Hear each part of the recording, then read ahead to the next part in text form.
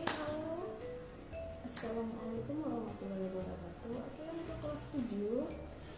Sekarang minggu ini kita lanjutkan materi kita yang bagian kedua dari bab kedua. Kemarin sudah belajar kita bab kedua tentang interaksi sosial. Sekarang kita masuk ke materi yang kedua, yaitu materi lembaga sosial. Langsung saja kita ke materi. Yang pertama kita masuk ke pengertian, arti, definisi, makna dari lembaga sosial adalah keseluruhan dari sistem norma yang terbentuk berdasarkan tujuan dan fungsi tertentu dalam masyarakat. Yang kedua, masuk jenis-jenis lembaga sosial. Jadi lembaga sosial dibagi jadi 5: keluarga, pendidikan, agama, ekonomi, dan politik. Dari jenis lembaga sosial, yang pertama masuk lembaga keluarga, merupakan unit sosial yang terkecil dalam masyarakat, terdiri dari ayah, ibu, dan anak-anak.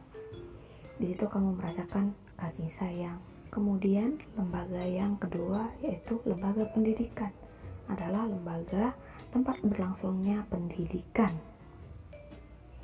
Yang ketiga itu lembaga agama, yaitu sistem keyakinan dan praktek keagamaan dalam masyarakat yang dilakukan di dalam agama.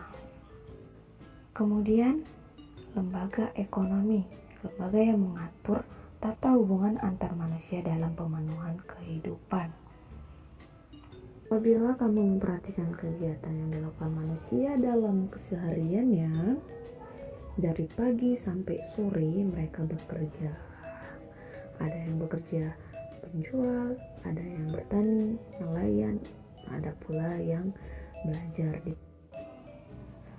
Jadi manusia itu selain dari makhluk sosial, manusia juga sebagai makhluk ekonomi. Kalau makhluk sosial berarti membutuhkan orang lain, kita melakukan interaksi. Kalau ekonomi, kita itu selalu berusaha untuk memenuhi kebutuhan kita. Kebutuhan yang paling utama itu manusia membutuhkan orang lain, seperti membutuhkan anak, kemudian manusia membutuhkan pendidikan, kemudian manusia membutuhkan untuk memenuhi kebutuhannya atau makannya. Jadi, untuk memenuhi dari kebutuhan-kebutuhan itu, manusia itu interaksinya dirangkap dalam kelembagaan sosial atau terhimpun di dalam kelembagaan sosial.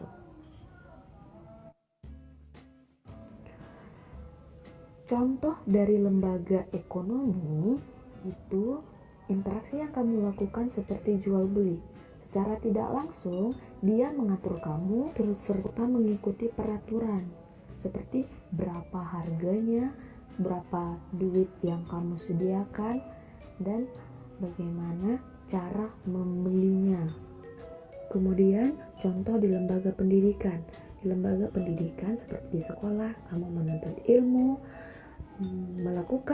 mengikuti peraturan-peraturan yang ada di sekolah. Sehingga dari peraturan tersebut akan membentuk diri kamu menjadi seorang yang disiplin. Sekian penjelasan untuk lembaga sosial. Apabila kurang paham, kamu bisa menanyakan guru IPS yang mengampu. Oke, demikian penjelasannya. Wassalamualaikum warahmatullahi wabarakatuh. Tetap belajar di rumah ya.